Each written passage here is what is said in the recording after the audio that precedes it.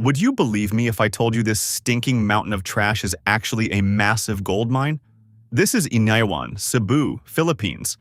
They turn tons of city waste into stacks of cash. This isn't just a slum, it's a hidden site of alchemy where garbage is turned into wealth. Today, we interview a junk shop owner to uncover the shocking reality of how much they really make. Hi, this is Cebu Reality, and this is my business partner, Kezon. Hello, this is Kezon from Cebu Reality. Right now, we are in Inayawan and one of the landfills of Inayawan. Right now, we're going to hear the stories of people who own the banks of these garbage landfills, junk shops. We're going to hear their stories and their struggles and their sort of hope as well and their little joys in life. Sir, asa din napita ang junk shop din sir? Junk shop. Nahan pa? Apparently, junk shop is right up ahead.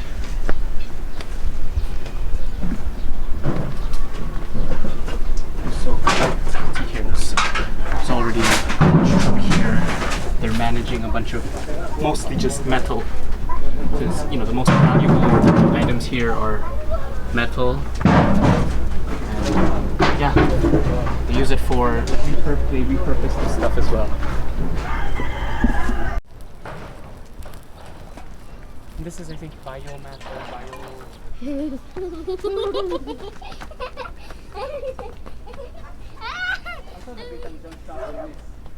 Right now, we are at one of the junk shops within the Inayawan landfill area. As you can see here, there's a bunch of trash here. And you have sort of this interesting notion that maybe garbage is just garbage. But in junk shops like this, garbage is another way to make money.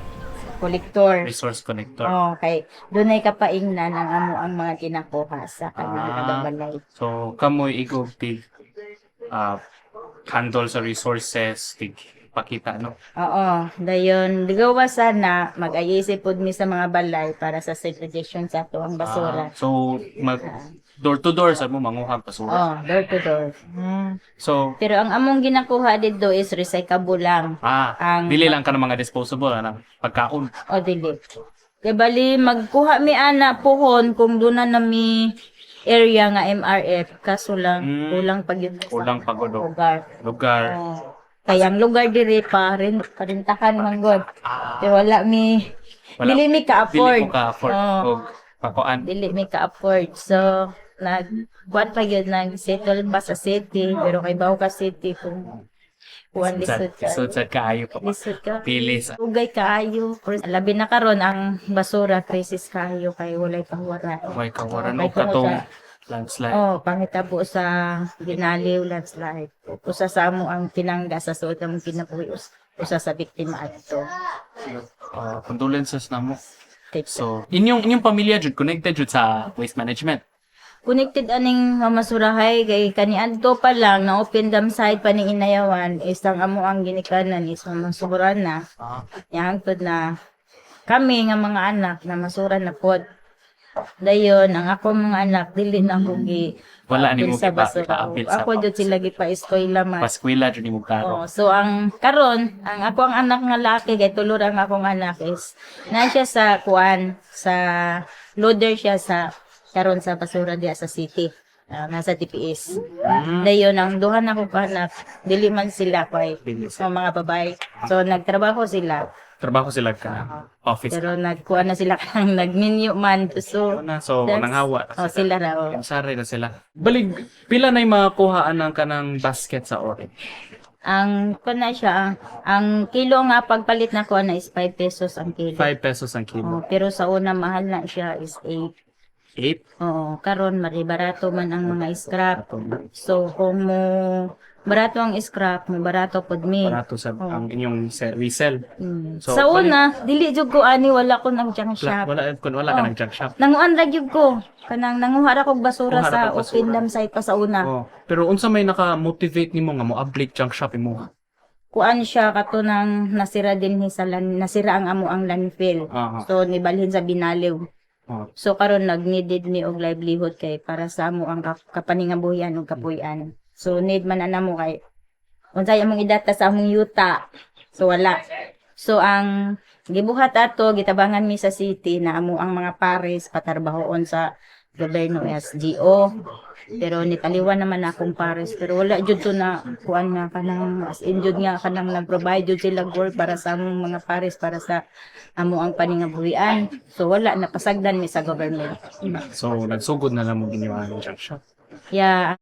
Unsay kasagaran ninyo pang paninda dinhi, plastic o metal? Oh, metal like Metal. lata, Lata. putaw, mga ingani. Kanitanan siya. Rebar. Oh, Kan- mga plastics. Plastics. They mostly sell plastic and metal. Tapos, ni-mention ka, kaning plastic nga basket. 5 pesos 5 every pesos kilo. per kilo. Pero sa uban na nga amo ang Kauban. kagupitin siya sa kanang sa recyclable, mas barato ilaha Barato kay ila. 2 pesos. 2 pesos per Oh. kilo. Kanang 5 pesos kay resell na siya. Oh, makaginan siya na ko ana. Sa ako ara ng price diari. So ang pagpalit nimo kay 2.2 pesos. Dili, 5 pesos. Mhm. Kay kuan man ko na dito is kuan. 8 pesos so may 3 pesos ko na ginan. So the plastic baskets from oranges, she buys them for about 5 pesos per kilo and sells them for about 8 pesos per kilo, meaning it's sort of a return of 3 pesos per kilo. And ang sa metal, pinakamahal din ninyo nga metal. O Resell. parang kuan sa siya weather kay mo barato, mo mahaling na. Mahal. So sa karon Sa pila ba karon na? mas barato siya karon kay ang palit na ko sa kaning klase-klase man gud siya ang kabiliaan ni tag 16 sa kanang i-deliver nako. 16 per kilo. Oo. Tapos ang palit na ko diari is 12. 12. So na ako'y Kani- 4 pesos every kilo. Naadyo mga time na mumahal jud maayo. Yeah, naadyo. Naadyo. Pinakamahal nimong natansyahan kada kilo. Ang sa karon ang mahal karon is ang copper. Copper? Namoy paninda diri nga copper sa. Oh, Ana. Nasa'y maabot diri usahay sinak ko. Ana. Nya wala ko'y budget eh. Gamay rata niya. Pero kaniadto na jud ko'y budget man dili jud mahurot. Katura katong pagsira na diri didto kay need na permit. Balik. Pero ingon ana kasakit sa negosyante ingon ani kay usahay kan permit. sipak ka. Daghan ka ba rin man. Dagag bayro nun. Pinakasakit jud ka nang wala kay income nya magbayad ka. Magbayad ka.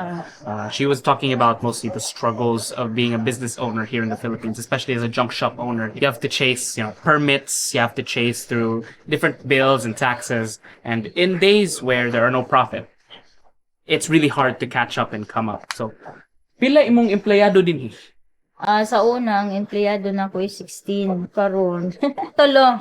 Usa ka truck boy, usa ka driver, nya usa ka kanang tig segregate. Segregate. Pero kung daghan ko og kanang i-segregate nun, pwede ra sad ko mo hangyo o sa kuha na.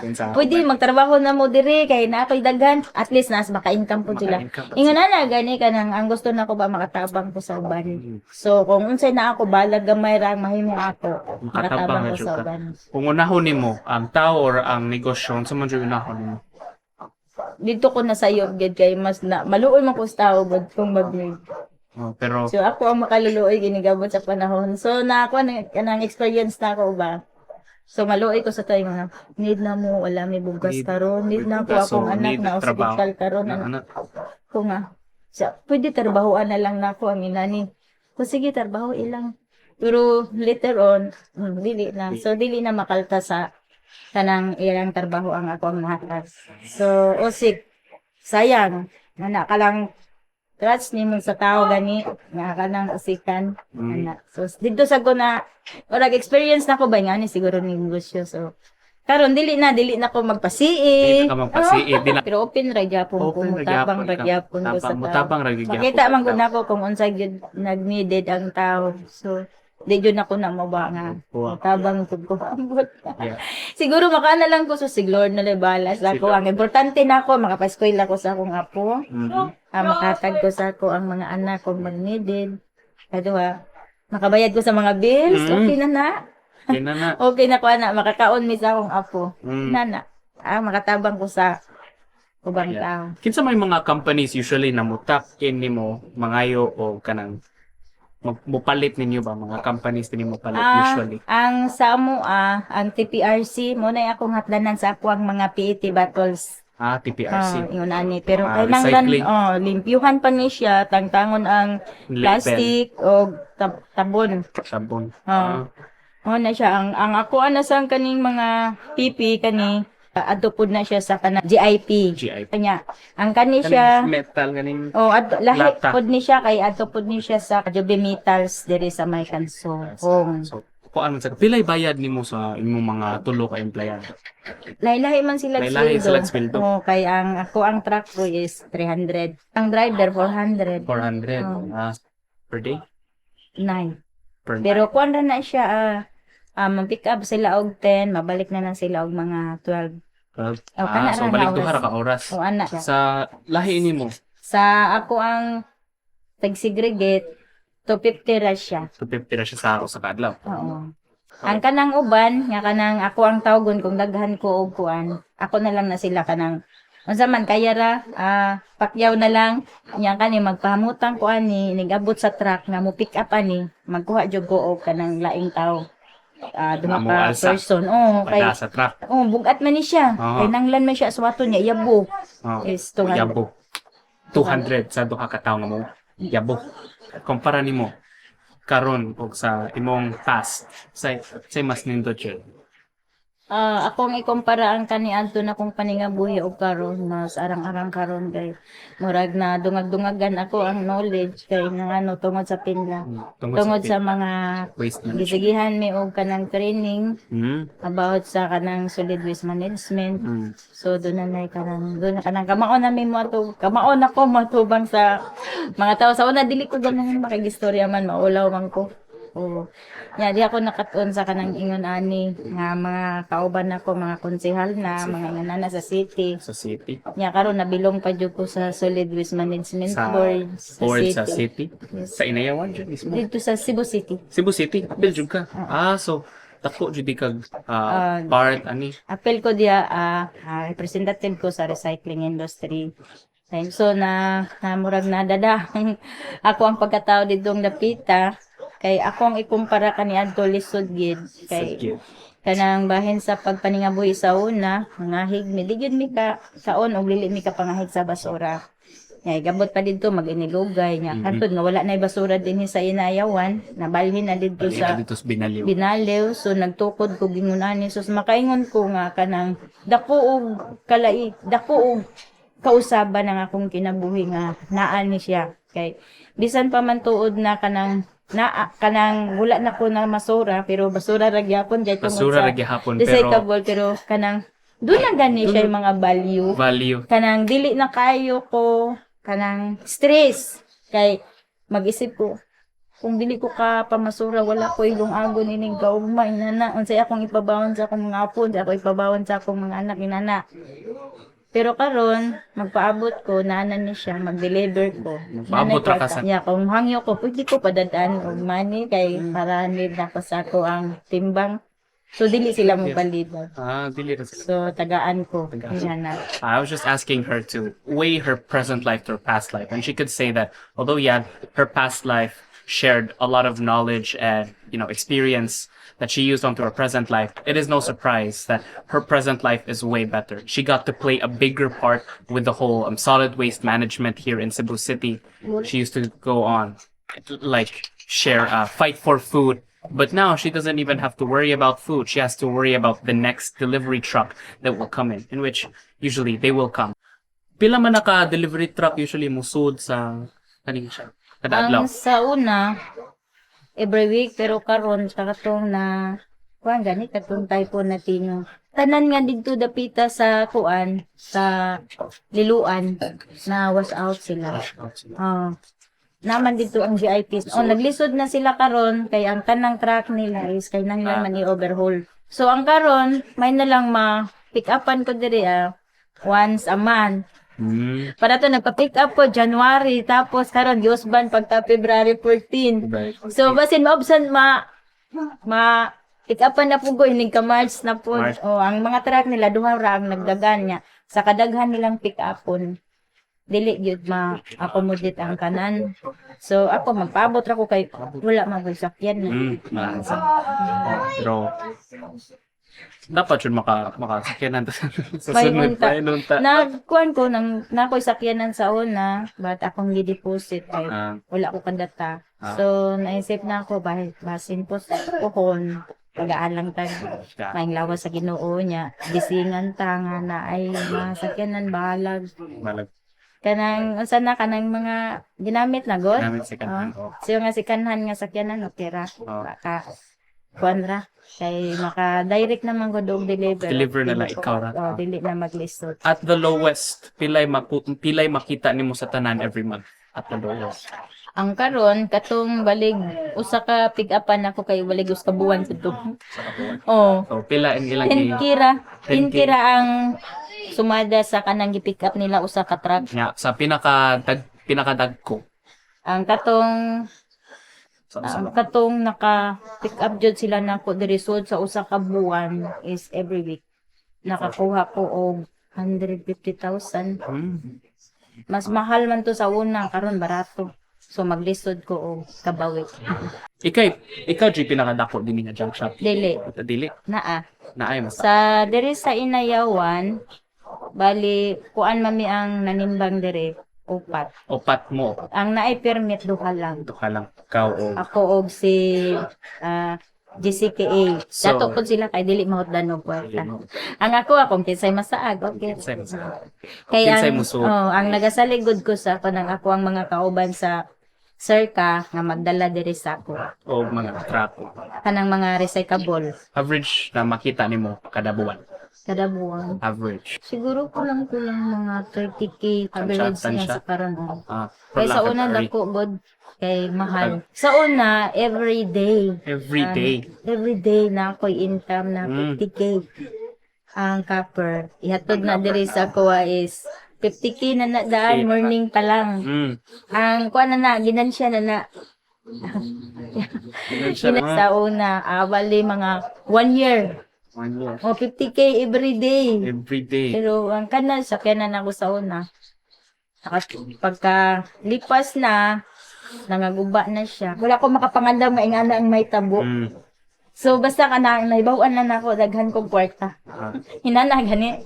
Now it's more like slower, 30K a month. But back then, it used to be 50,000 pesos per day on her first opening year, which is, pretty insane to think about. She herself even admit that it was pretty crazy and she couldn't prepare herself as to what would have possibly happened. So she kind of realized that, waste management is a pretty big business and she has entered herself in a field that is very, very valuable.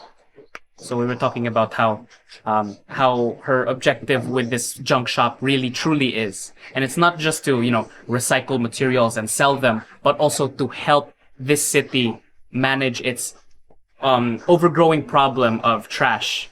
Just recently with the Binalio landslide, more and more people are now aware of the sort of problems that Cebu has had. So her efforts and the efforts of Circa will now be, more recognized. And I hope you all see the efforts of Circa as well in their never-ending goal, never-ending struggle to fight waste management within the city. Salamat kay Mama. Thank you, kaayo. We just got to hear one of the stories of one of the more big junk shops here in Inayawan, the Annecy Junk Shop. So we got to hear some of her struggles from the past, her struggles in the present, and sort of expectations for the future of waste management within the city. We got to hear sort of the city's struggles as well with waste management and her part in solving the ever-growing crisis of waste management within Cebu City. Her respectable actions and her respectable choices, I hope those inspire you as well to make a better choice with managing your waste. And certainly it inspires me as well as sort of interviewer, hearing her stories, managing this junk shop. This has been Cebu Reality. Thank you so much for watching.